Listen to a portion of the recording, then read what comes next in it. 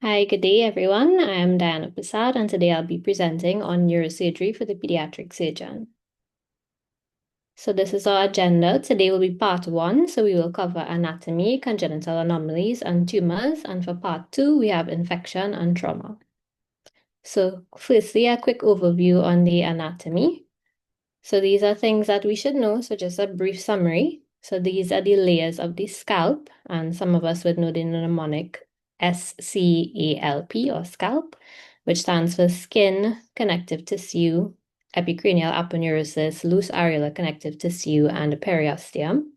And then we have the coverings of the brain, which would be the dura mater, the arachnoid mater, and the pia mater. Now, just a brief overview of the cerebral cortex. So, as we know, there's the frontal lobe, parietal lobe, temporal lobe. We have the brainstem, the cerebellum, and these are just some of the functional areas. So, visual area is in the occipital lobe here, Broca's area here in red. The auditory area is area 5 here, and sensory area is 9 with the postcentral gyrus, and the motor area is the precentral gyrus. Right? Then we moving on to the spinal cord. So as we know, there's the cervical, thoracic, lumbar, sacral, and cauda equina. The cervical is 8 nerve pairs, thoracic 12, lumbar 5, sacral 5. And of note, in pediatric patients, the spinal cord usually ends a bit lower than in adults at L3. And more than a year of age, it will be higher between L1 to L2, which is the adult ending. And the spinal cord is also covered by the dura, arachnoid, and pia mater. This is just an overview of the tracts within the spinal cord. So we have the ascending or sensory tracts, which would be comprised of the dorsal columns, the lateral spinothalamic tract, ventral spinothalamic tract. The dorsal columns would carry information on a deep touch, proprioception, and vibration. Lateral spinothalamic tract will carry information on pain and temperature, and the ventral light touch. Then the descending tracts are the motor tracts, which are the lateral and ventral corticospinal tracts, and they carry information on voluntary motor. So now moving on to the first part of the presentation, which will be congenital anomalies. So today we'll focus mainly on hydrocephalus and myelomeningocele. So hydrocephalus is classically considered a failure of CSF homeostasis that results in the active expansion of the cerebral ventricles. It can be classified by pathophysiology or etiology. The classification by pathophysiology would include non-communicating and communicating. Non-communicating is obstructive, so this occurs when there's obstruction within the ventricular system, as seen in aqueductal stenosis, tumors, and Chiari-2 malformations. Communicating types are non-obstructive, so this would include impaired absorption of CSF in the subarachnoid space, for example, if it's post-infection or hemorrhage, or is also seen in overproduction, which is rarer, with choroid plexus tumors. Then we can also classify by etiology. So it can be congenital. So this would include genetic disorders, developmental malformations, such as Chiari malformations and aqueductal stenosis. And it can be acquired, developing due to trauma, infection, or hemorrhage. So this is just an overview of the physiology of CSF circulation and formation. So as we know, there's the lateral ventricle here, which communicates with the third ventricle via the foramen of Monro, which then communicates with the fourth ventricle via the cerebral aqueduct or aqueduct of Sylvius. And then in the fourth ventricle, it can go through either the median or lateral apertures, which is the foramen of Magendie and foramen of Luschka, and into the central canal or the subarachnoid spaces. So it is formed by the choroid plexus, and then it circulates here and is reabsorbed by arachnoid granulations into the dural venous sinuses. And in a full-size or near full-size brain, CSF production averages about 480 ml per day, but at any one point in time, an adult would have about 150 mils of CSF within the central nervous system. The majority is produced by the choroid plexus within the ventricles. However, the brain can also still produce CSF via bulk flow, and this is thought to be extracellular fluid within the brain parenchyma that moves towards the ventricular system. And therefore, if you remove the choroid plexus, you don't eliminate all of the CSF production.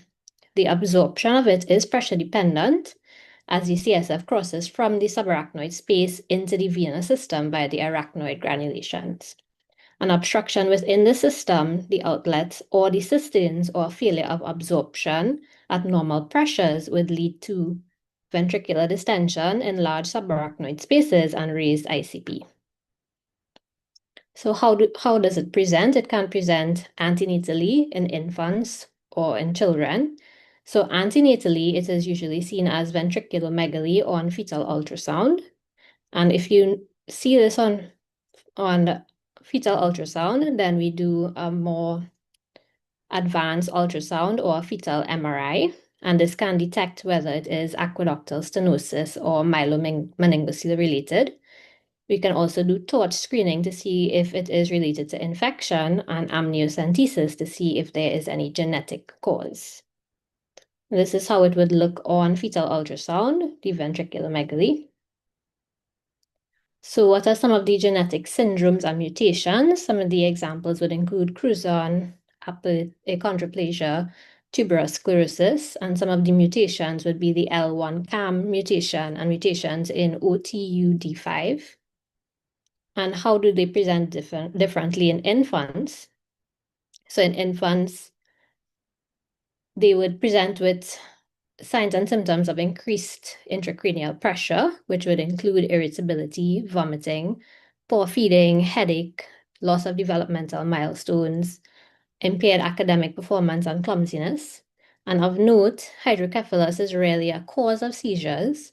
They can occur together, but if there's a patient with suspected hydrocephalus with seizures, you have to ensure that the patient is not posturing, as this can lead to this can be due to impending herniation and not an electrical seizure. So it is very important to get a clear history as to what is being called a seizure in these children.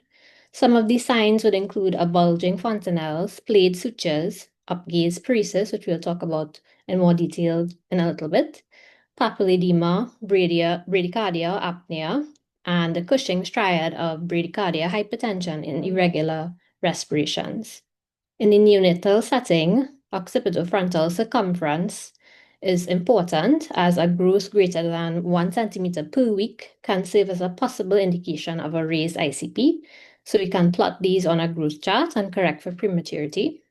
In the infant with hydrocephalus, the fontanelle may not be tight or bulging as it is in a more compliant skull, and therefore palpation of the cranial sutures here is very important to assess for separation of the frontal and parietal bones. So this scary picture here is a picture of sun-setting eyes with lid retraction, and this is downward deviation of the eyes with impaired upgaze. And this is because increased intracranial pressure can lead to dilation of the cerebral aqueduct, which exerts pressure on the tactile plate in the midbrain. The vertical gaze center then becomes dysfunction. So the dorsal midbrain houses the centers responsible for vertical eye movement, and pressure on these areas can cause the bilateral upgaze paresis. So the child cannot voluntarily move their eyes upward. And after infancy, the signs and symptoms may be a bit different because the older child's skull would not be able to expand in the setting of increased ICP. So they may have similar signs and symptoms, but can also have a 6 cranial nerve palsy. And this is due to downward traction on the abducens nerve, which has a very long course in the brain. So they'll have an inability to abduct the affected eye, resulting in diplopia that is worse at a distance. So how do we image these patients? So a plain radiograph is not usually used, but if the patient has a chronically elevated ICP they may have a copper-beaten appearance of the skull, as shown here. An open fontanelle is required for cranial ultrasound, and this can show the lateral ventricles, but it doesn't show the posterior fossa contents and the extra-axial spaces. But it is advantageous in that it can be performed at the bedside and we don't need any transport or sedation for these patients.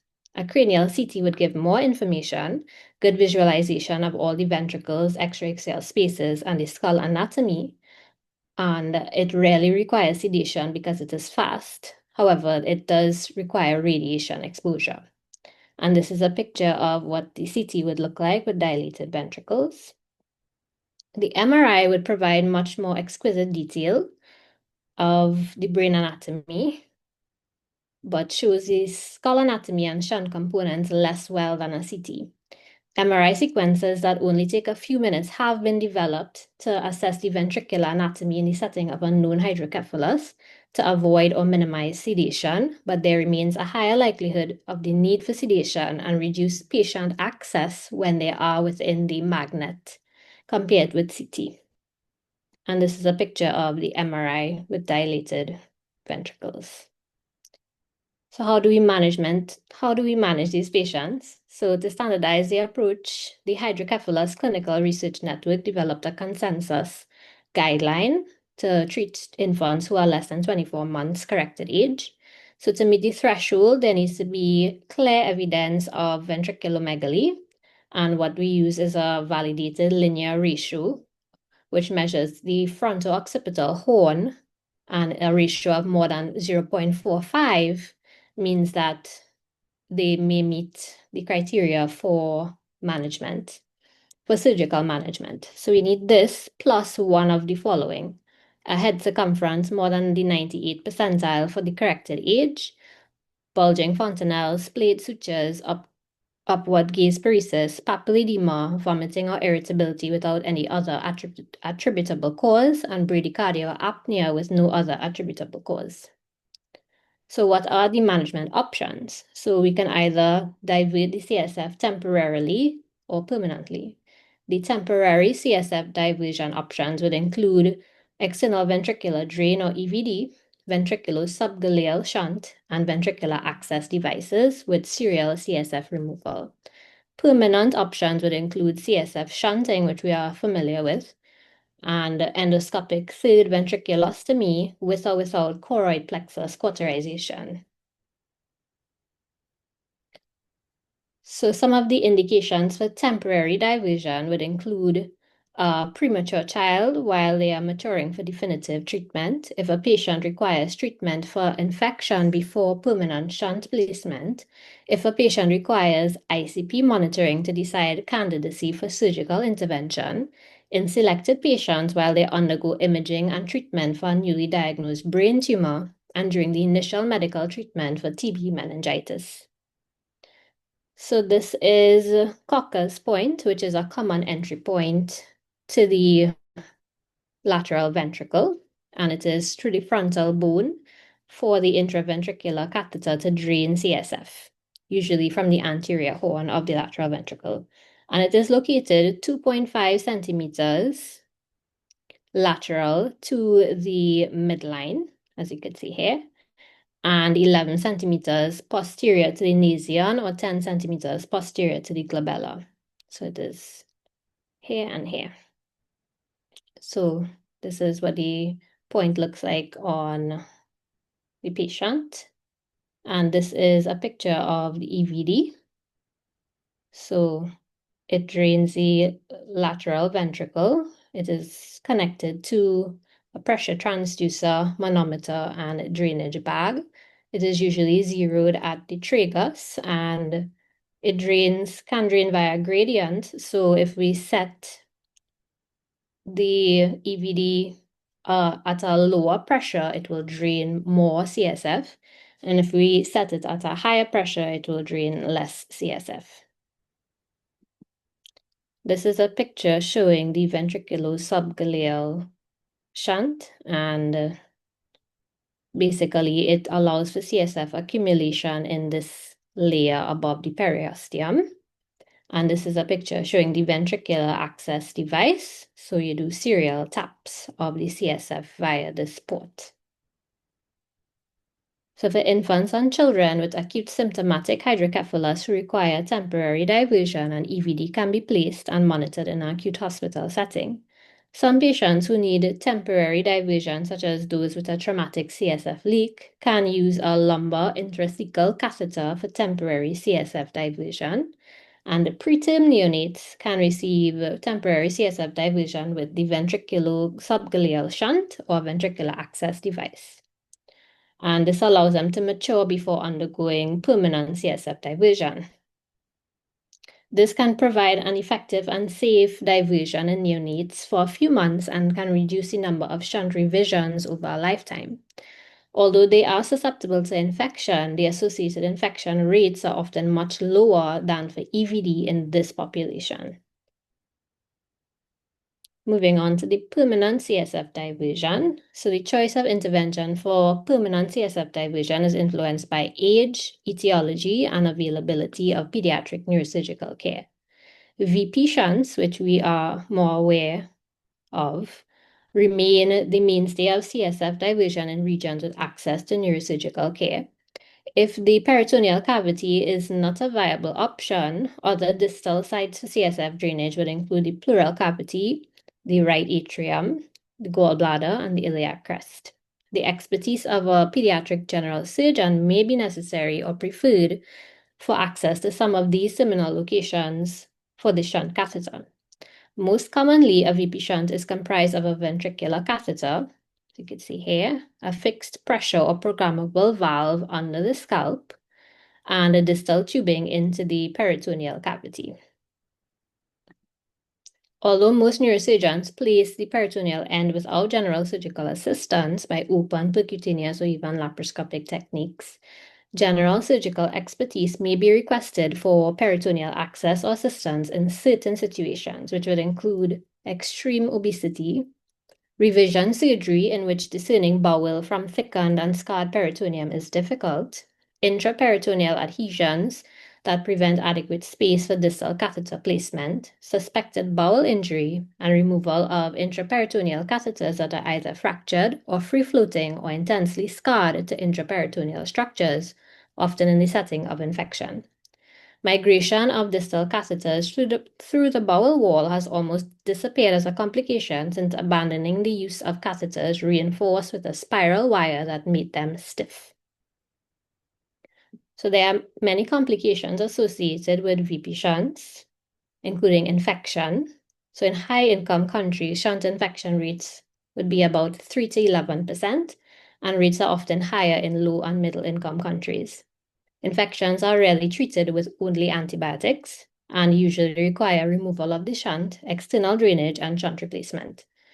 So most centers have indicated best practice protocols to reduce shunt infections, which include skin prep prior to surgery, full hand scrub, glove change during draping, iodine impregnated skin covering during surgery, double gloving, antibiotic administration prior to incision, use of antibiotic impregnated catheters, no touch handling of the shunt tubing, and antibiotic irrigation prior to closure.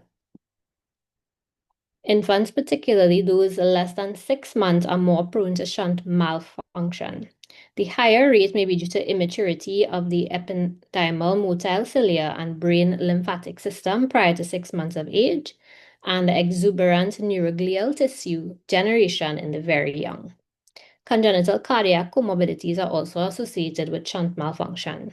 The majority of shunt malfunctions are due to obstruction of the proximal catheter in the brain, and a minority would be due to valve malfunction or distal catheter discontinuity with inadequate CSF absorption.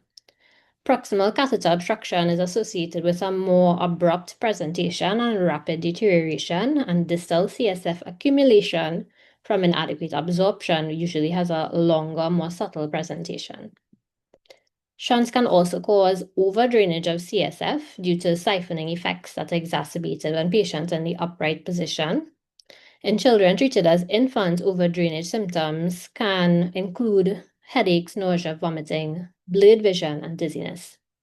Overdrainage can be prevented with anti-siphon or gravitational devices, but these systems are usually more expensive than simple differential pressure valves and can limit their use in low and middle income countries.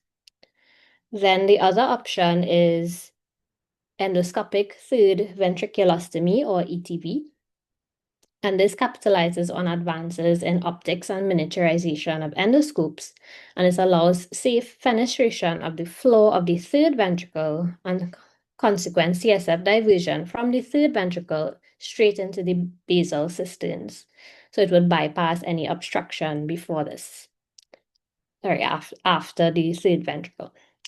ETV is the preferred treatment option for children with obstructive hydrocephalus due to aqueductal stenosis, congenital brain malformations, and midbrain tectal glioma. There were some trials that compared VP shunts to endoscopic third ventriculostomy. There was the ST trial.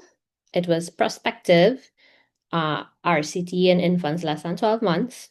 It showed no statistical significant difference in failure rates between the two, and a higher failure rate was noted in infants less than 6 months with ETV. The VP shunt was associated with increased infection and mechanical failure rates, but there was no clear superiority of ETV over VP shunt in early neurodevelopmental outcomes. There was also the WAR studies, that was a large prospective cohort study in Uganda, and it compared the ETV with choroid plexus cauterization with VP shunt. And it concluded that the cauterization actually significantly improved the success rate, especially in infants less than a year post-infectious hydrocephalus with acceptable neurodevelopmental outcomes. So what do we need to know as a pediatric surgeon? If a patient presents with acute appendicitis and is known to have a VP shunt in situ, what do we do? So firstly, we start broad-spectrum IV antibiotics to cover gut flora and staphylococci. So we start third-generation cephalosporin, metronidazole, and possible vancomycin if there's concern for shunt infection. We consult neurosurgery, of course, and we assess for signs of raised ICP, shunt malfunction, and peritonitis. If it is an uncomplicated appendicitis, we leave the shunt in and start IV antibiotics for 5 to 7 days. However, if it is perforated or there's generalized peritonitis, there's an increased risk of shunt infection, ventriculitis, and shunt failure. Therefore, neurosurgery will either externalize the shunt or convert to an EVD, culture the CSF, and this patient would need prolonged IV antibiotics for at least 10 to 14 days. Okay, so we're moving on to the next topic. Before we move on, any questions or comments? Hey, Diana, I have a few questions. More for Mr. Amrine. So Dave, I mean, I don't know, I haven't seen many we've diagnosed antenatally. Have you got any? I've had some diagnosed antenatally, the hydrocephalus especially. Okay. So once the child is born, then they come to my clinic, and I track the head circumference. So Okay. sometimes we and there's never with the neonates there's never a pressure problem, but what did manifest as is an increase in head circumference. So if the head circumference is jumping centiles, then we will offer them a shunt. And the other thing that we pick up in the clinic is they're referred with radiology reports of ventriculomegaly, and they're called hydrocephalus. And when we see the child, the baby's microcephalic. In those instances, like when you have cerebral, so hypoxic brain injury, you lose brain substance, so the ventricles will be larger. So although they're reported as ventriculomegaly and hydrocephalus, you measure the head circumference. And if it's microcephalic with the suture lines overlapping and fontanelles closed, then it's not hydrocephalus. So hydrocephalus, you must have macrocephaly. Okay. Somebody asked me this the other day, and I don't know the answer because there's a few spinal bifida patients who end up on dialysis. Would you say having a shunt would be a contraindication to PD? No. Okay. You can have The problem with a shunt is you're going to have CSF in the abdomen, right? And the large surface area of the abdomen reabsorbs CSF. Um, PD works on the same principle, having that large surface area for absorption and exchange of electrolytes. So although it's not an absolute contraindication, it increases the risk of shunt infection, especially if you have colonization of the PD catheter. Last question. I know you've done a few ETVs. What's been your experience with the success rate with those? But we have when the indication is right, the ETVs work very well.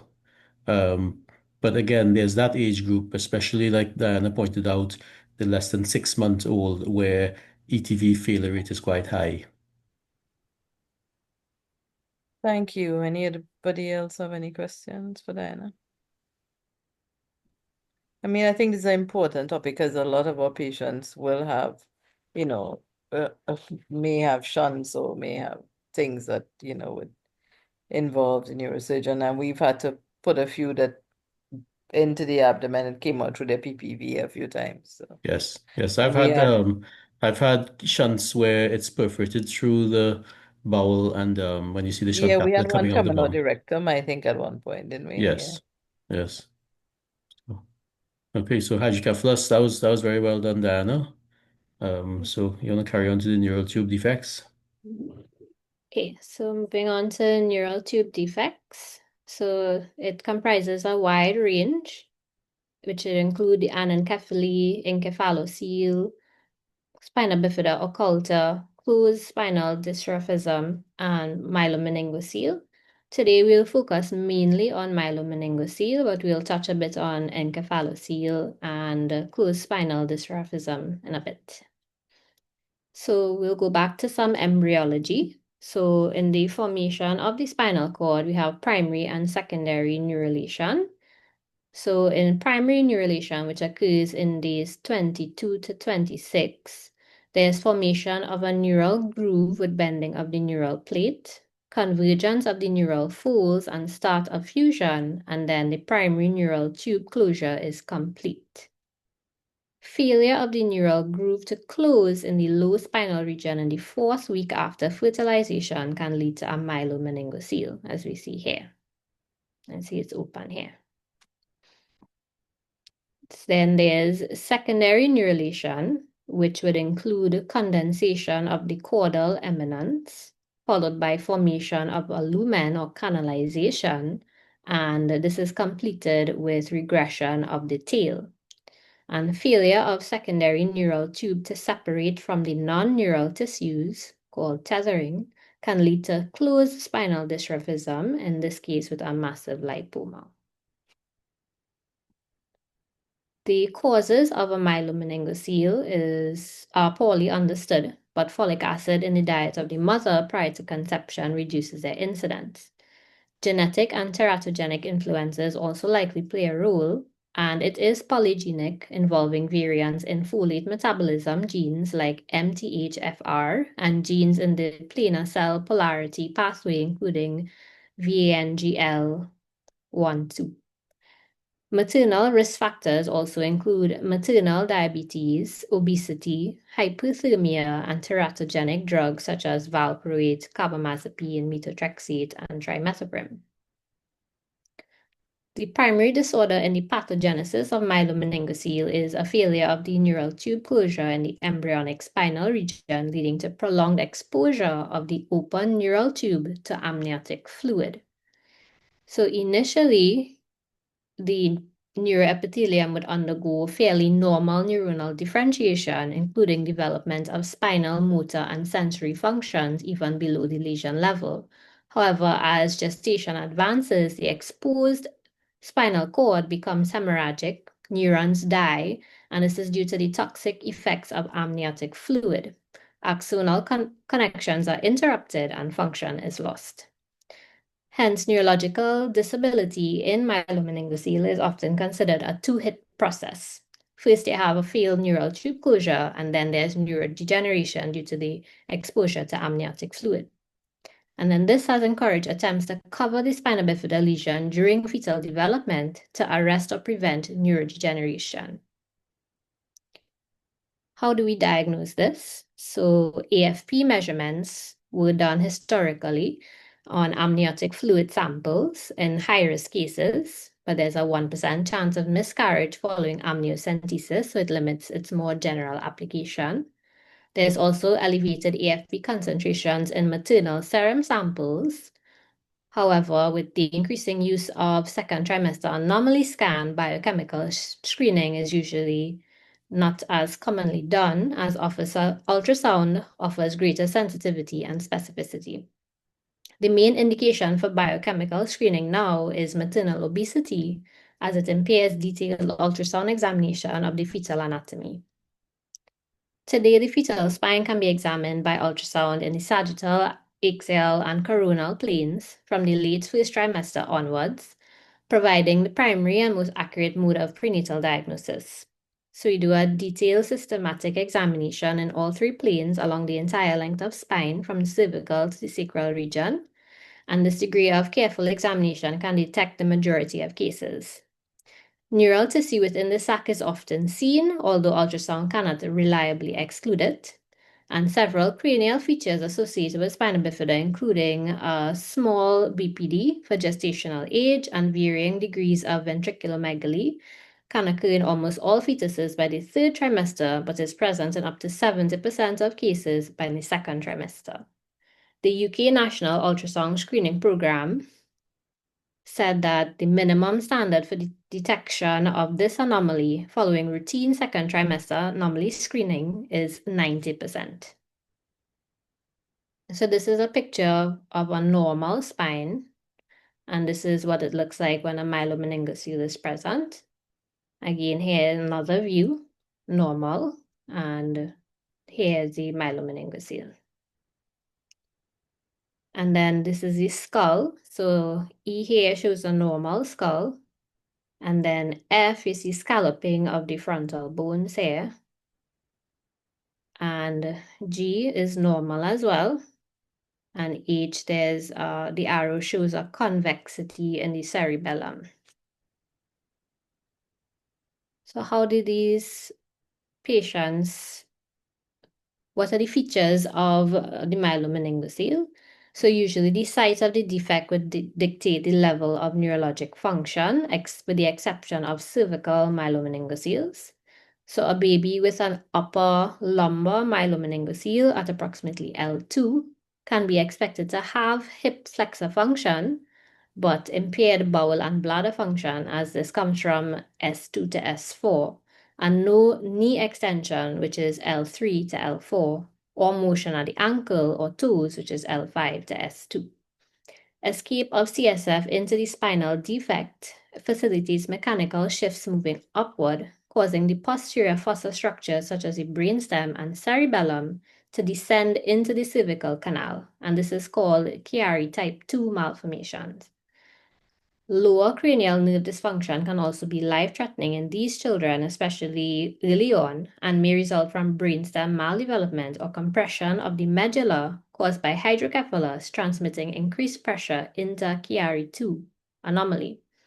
The supratentorial brain is also not immune to injury, and hydrocephalus, polymicrogyria, enlarged thalamic adhesion, beaked midbrain tectum, and interdigitated falx are often seen, and approximately 1/3 of these children can have below normal intelligence.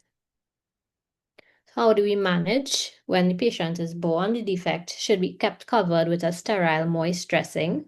Prophylactic antibiotics are administered following birth and continued postoperatively. Surgical closure is not an emergency but should be performed in the first 72 hours of life to reduce the risk of infection. Treatment in regard to timing and technique varies greatly by surgeon and institution. Relative indications for hydrocephalus treatment would include progressive macrocephaly and OFC greater than 1 cm per week, bulging fontanelle, split cranial sutures, downward gaze deviation, lower cranial nerve dysfunction, and CSF leak from the closure site. Ventricular size by itself is not a good determinant for the need for a ventricular peritoneal shunt, in this population because infants with small ventricles can require a shunt and infants with large ventricles can sometimes be observed. How do we close? So primary skin closure we do for small defects, offering low morbidity and variable complication rates. Skin grafting, once commonly used, is now largely abandoned due to its poor long-term durability and tendency to induce kyphotic deformities. Local fasciocutaneous flaps, including the Limburg rhomboid flap, the VY advancement flap, keystone perforator island flaps, butterfly flap, demonstrate reliable outcomes in moderate to large defects with low rates of CSF leak, dehiscence, and flap necrosis. And more extensive defects can require a musculocutaneous flap, such as the paraspinous, latissimus dorsi, or gluteus maximus flaps, which offer solid coverage but are associated with increased operative morbidity and potential functional impairment. Medical management is via an MDT approach, as we know. So you have your neurosurgeons, urology, orthopedics, social worker, and nurses. Radiologic evidence of a Chiari-2 malformation is present in most individuals, and clinically symptomatic hindbrain herniation may affect up to 30% of cases, and this can manifest as apnea, swallowing difficulties, and stridor in a newborn baby, or headache, quadriparesis, scoliosis, and coordination issues in an older child. In severe cases of this, a posterior fossa decompression surgery is indicated.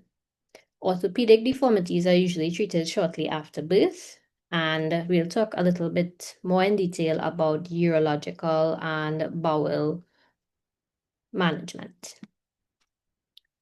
Now, before we said fetal surgery is an option for these patients because of the two-hit hypothesis, we want to decrease the exposure to amniotic fluid.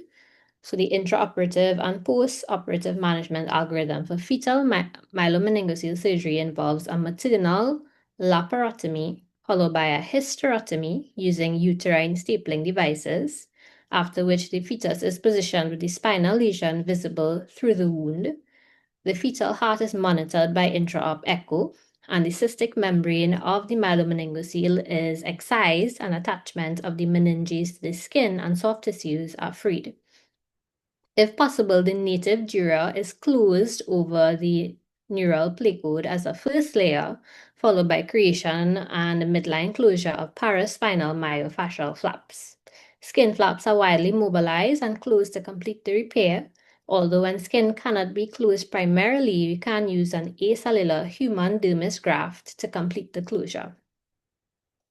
There were 2 trials done to show if fetal surgery was successful. There was the MOMS trial, which is Management of Myelomeningocele Study, which showed a significant reduction of VP shunt placement at 1 year of age following fetal surgery. The prenatal group was 40% and postnatal group was 82%. The trial also demonstrated an improvement in the neuromotor function at 30 months of age by a variety of measures, including the finding that 42% in the fetal surgery group were walking independently, compared with only 21% in the postnatal surgery group. Hindbrain herniation was also significantly reversed in the fetal surgery group compared with the postnatal surgery group. On the negative side, fetal surgery was associated with risks such as premature birth. The average gestational age at delivery in the fetal surgery group was 34 weeks compared with 37 weeks in the postnatal group. And 25% of mothers in the fetal surgery group had evidence of thinning of the uterine wound at time of C-section, and 10% showed partial or complete tissue edge separation at the hysterotomy site, but none of them had hysterotomy rupture. Then the MOMS-2 trial was a prospective follow-up from the original MOMS trial, and they evaluated the children at school age. And it showed that the benefit of the motor function that was noted before persisted beyond infancy. There was also still a lower rate of shunt placement in the prenatal group, but some still required shunts later on. And the neurodevelopment was largely comparable between the 2 groups. And however, there were no dramatic differences in continence rates, urine or bowel. So why do we need to be involved? First, we have urology. The goals would be to protect the upper tracts, achieve continence, and improve quality of life, as these patients would have a neurogenic bladder. Surgery is considered. So initially, we put these patients on medical management, and some of them would require clean intermittent catheterization. And we consider surgery when there is failure of medical and CIC management, high pressure bladder, and incontinence refractory to conservative measures. So, what are some of the surgical options? So, you have bladder outlet procedures such as bladder neck reconstruction and bladder neck sling. We can increase the bladder capacity and reduce the bladder pressures by augmentation cystoplasty, improve catheter access with a Mitrophanoff, and last resort, a urinary diversion with ileal conduit and vesicostomy. Also, these patients would have constipation. They would have a neurogenic bowel due to impaired sacral innervation. So they'll have a poor rectal sensation, weak colonic motility, and may have sphincter dysfunction as well. So the goals for these patients would be to achieve predictable bowel emptying, prevent fecal incontinence and megarectum, preserve dignity and independence, and avoid recurrent UTIs from fecal loading. So the management would include conservative measures such as diet and behavioral, oral laxatives and a rectal regimen, transanal irrigation, and surgical options for refractory cases such as the ACE or antegrade continent enemas, cecostomy tubes, and diversion with colostomy. So moving on to encephalocele. This is a picture showing encephalocele here. There are defects in neural tube closure at the rostral end of the neuraxis. Anterior encephaloceles are more common in Asia and Africa, and posterior are more common in the Western world. And most are readily apparent on clinical examination, but some anterior encephaloceles involving the skull base would be difficult to detect. Encephaloceles that herniate with the anterior skull base into the nasopharynx can manifest with obligate mouth breathing. The critical point here is not to biopsy a nasopharyngeal mass without proper imaging. A simple transnasal biopsy of a skull base encephalocele can cause a CSF fistula into the nasopharynx followed by bacterial meningitis. The more common posterior encephaloceles have a very high incidence of brain developmental issues and hydrocephalus. The child's neurodevelopmental outcome tends to correlate with the amount of brain tissue in the encephalocele. Okay, so that was it for neural tube defects. Any questions or comments?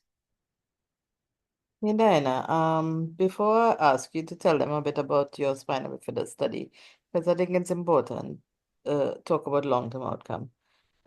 Dave, I know you've had a few recently. Are they being anti-diagnosed now with spinal bifida? I do pick up a few antenatal and referred to me. So I've had some prenatal consultations with mom, and especially we had one in December where it was diagnosed antenatally. And on birth, I repaired the myelomeningocele 48 hours following birth, and then tracking head circumference, it started going up, so I ended up shunting that baby as well. And that baby's doing well. Leg movement is good, but again, bladder function, you are seeing that baby for bladder function. Um, So I don't know if you're aware that Diana is doing for her project, she's doing a study on antenatally diagnosed patients, um, different abnormalities.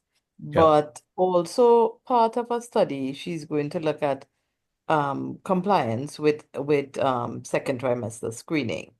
So I was wondering if you think it made sense for us to add the question about folic acid. I think it might be useful to get that information I from the certainly think woman's so. postnatal, like how many of them took it and when they started taking it, you know? Yeah. Because I think that would be an important thing. So Diana, I don't know if you could sneakily just add a question about that. Yeah, that'll be a Yeah, great idea. yeah. So, and I mean, we should probably going to sample 400 patients across the country. So I think it'll be good to get that information. So Diana, you could tell them a little bit about your spina bifida study, which I believe we're going to publish at some point, right, Diana? Yeah. And so Dave, I mean, we have some older kids now. Unfortunately, one girl, Hadara, died recently. She was on peritoneal dialysis. Yes. There is a older boy who must be in his late 20s now, who I had met when I came, and he ended up having alveolar conduit, and he's now on dialysis. And there's a much older boy who you might remember from the conference we had, Javid, who mom told me died suddenly. Very sad. He was All on right. dialysis. So I would say, Diana, we'd looked at about 60 of them. So, three of them probably have died now, that we know of. But Diana, just tell them a little bit about the outcome and how many of them do in CIC. So it was about 41 patients we looked at in total, and all of these would be on conservative or medical management and clean intermittent catheterization. Can't remember offhand the percentage of those doing CIC, but it was about 50 to 60%. And a lot of them would have infections prior to and then after starting CIC. Only one patient from the study that I did was on dialysis, and that patient died recently. The other patients were doing well with the conservative measures and medical management with oxybutynin. We gave them bowel and bladder dysfunction scores, and the average was moderate bowel and bladder dysfunction.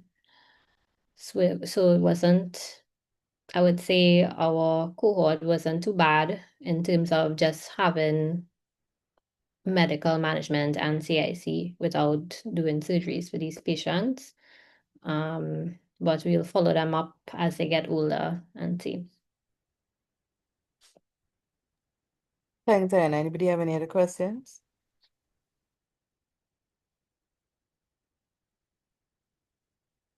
Okay, carry on, Diana. Thanks. Okay. So we could talk about tethered spinal cord as we just finished with the neural tube defects. So this is a neurological disorder caused by abnormal fixation of the spinal cord, limiting its movement within the canal, resulting in a pathological stretch during growth. It is due to failure of the normal ascent of the conus medullaris, which is the end of the cord, abnormal secondary neurulation, which we discussed earlier, and is associated with occult spinal dystrophism. Pathophysiology would be that the cord is anchored distally, so there is longitudinal stretch during growth. The stretch leads to ischemia, metabolic dysfunction, and progressive neurological deterioration, and symptoms can worsen during growth spurts. So congenital etiology would be a thickened phylum terminale, more than 2 millimeters, lipomyelomeningocele, intradural lipomas, dermal sinus tracts, myelomeningocele post-repair, and it can also be due to trauma or infection. So some of the clinical features would include cutaneous markers such as a lumbosacral hairy patch, dermal sinus opening, subcutaneous lipoma, hemangioma, a typical sacral dimple, which is above the gluteal crease more than 5 millimeters. Neurological symptoms would include lower limb weakness, gait disturbances, foot deformities like clubfoot, spasticity or hypotonia, and sensory deficits. Urological features would include a neurogenic bladder, recurrent UTIs, urinary incontinence, and a poor stream or retention. And orthopedic features would include scoliosis, leg length discrepancy, and progressive deformity. So this is a picture showing a patient with a lipomyelomeningocele, and you see abnormal hemangiomatous skin and irregular dimpling. This one shows a lipomyelomeningocele with a midline skin appendage, and a subcutaneous lipoma. And then you see the hairy patch with a deviated crease above the gluteal cleft. So the diagnosis would include a full neurological exam, perianal sensation, anal wink, gait assessment, foot deformities, and spine inspection for cutaneous stigmata. And then the gold standard would be an MRI of the spine, which would show a low-lying conus below L2, a thickened phylum, fat within the phylum, and associated dystrophism. So then we also have to do urodynamics, especially because these patients could have neurogenic bladders, renal ultrasound, and urine cultures. This is a T1 weighted MR image of the lumbar spine. And you could see a syrinx, denoted by the asterisk here, intraspinal lipoma by the double asterisk, and tethering at L5 level, and then there's the subcutaneous lipoma seen with the triple asterisk. So indications of surgery would include a progressive neurological deficit, progressive urological deterioration, orthopedic worsening, and symptomatic tethering.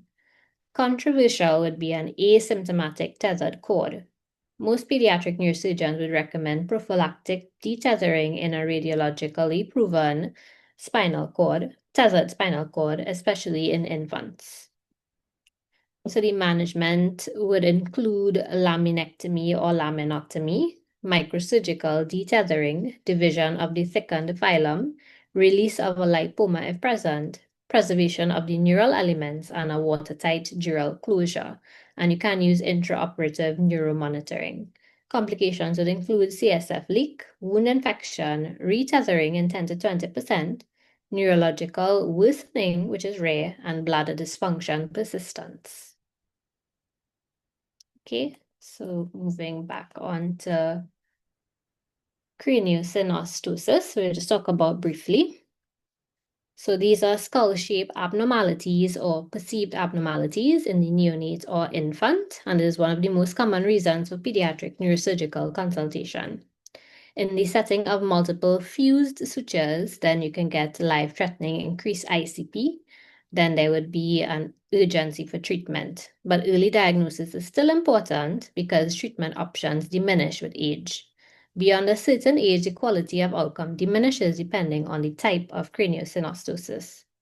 So as you can see in the middle here, this is normal. So you have your metopic, coronal, sagittal, and lambdoid sutures. In a synostotic trigonocephaly, the metopic suture here is fused. In the synostotic scaphocephaly, the sagittal suture is fused. In the synostotic posterior plagiocephaly, there's unilateral lambdoid fusion. And this is deformational posterior plagiocephaly. So you can see all the sutures are open, but it is a positional deformity. So this is a picture showing some of what the deformities may look like.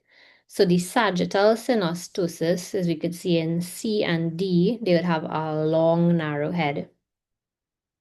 The metopic synostosis, they have a triangular head. Bicoronal synostosis, a broad, flattened head. Some of the associations would include Apert syndrome, Crouzon syndrome, and they are more likely to have complex multi-suture synostosis. And the example is the cloverleaf skull. And this is a rare form where the coronal, sagittal, and lambdoid sutures are all fused.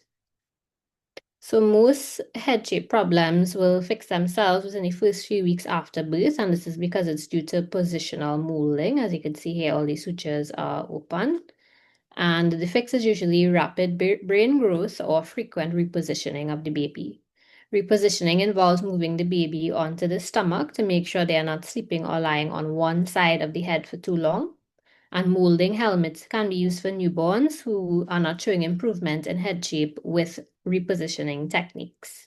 But it is important to recognize the positional plagiocephaly from a craniosynostosis, because as you can see, it looks similar.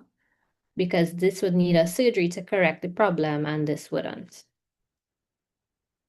So the different types, just very briefly, they are the single suture ones and the double suture ones. So the single suture ones, as we said before, the sagittal ones, the patient would have a boot-shaped head that is longer than it is wide, and it causes a prominent forehead.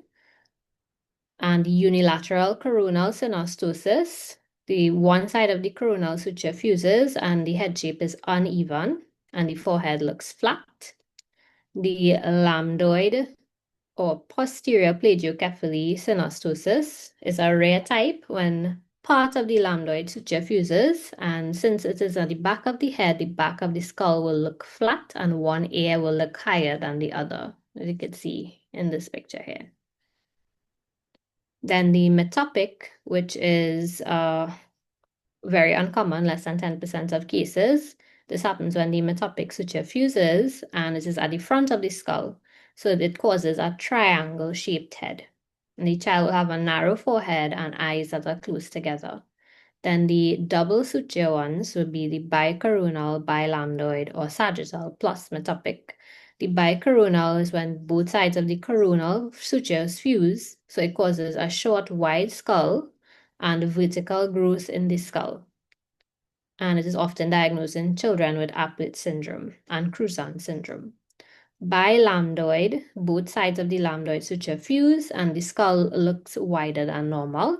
Sagittal plus metopic, the sagittal and metopic sutures fuse, and because they both run lengthwise down the middle of the head, it creates a head shape that is long and narrow, which is scaphocephaly. So how to explain this is a simplified way to understand. It is based on the principles put forth by Virchow. The principle is that bone growth occurs perpendicular to the normal cranial suture as the child's head enlarges during infancy. When a suture is fused, bone growth cannot occur efficiently perpendicular to the fused suture, and therefore compensatory growth would occur perpendicular to the remaining sutures. So if it is fused in the midline sagittal, that separates the two parietal bones, and it does not allow for normal biparietal widening because that is perpendicular to the sagittal. So the open coronal and lambdoid sutures are sites of bone growth perpendicular to those. So the outcome would be a head shape that is narrow in the biparietal diameter but elongated in the AP dimension. And this is caused by a sagittal synostosis. Bilateral coronal synostosis is symmetric but can lead to more serious complications as the orbital volumes may be shallow, so they don't allow full eye closure during sleep and increases the risk of corneal exposure injuries. And brain growth can be restricted if the other sutures cannot compensate for more than one fused suture and can lead to elevated ICP as the brain continues to grow but is not afforded enough room. Operative correction is often delayed until after 6 months when the bone is thicker and allows for more durable surgical reconstruction of the frontal bone and orbits. And some salient points would be that the diagnosis can almost always be made clinically without the need for imaging. Not all head shape abnormalities require therapy, and early referral to a specialist is important to avoid unnecessary testing and to ensure any necessary intervention is implemented at the appropriate time. Okay, so that was it for congenital abnormalities, and now we move on to CNS tumors. Any questions or comments? Well, Diana, I thought you were doing tumors next time. What you doing next time? Infection and trauma. Come on. I think We on have it's just is there a lot because I have faculty board that have one. I could put it on to the part 2. Dave, you planning to go to faculty board to attend? Actually, no, I wasn't. But I think we could round up now because we're over an hour. Yeah. So I think the next time we could do the other topics. Yeah. Okay. All right. Anybody have any questions for Diana? Good job so far, Diana. Thank you. Okay. Anybody have any questions before we go? Okay, thank you all then. Thank you.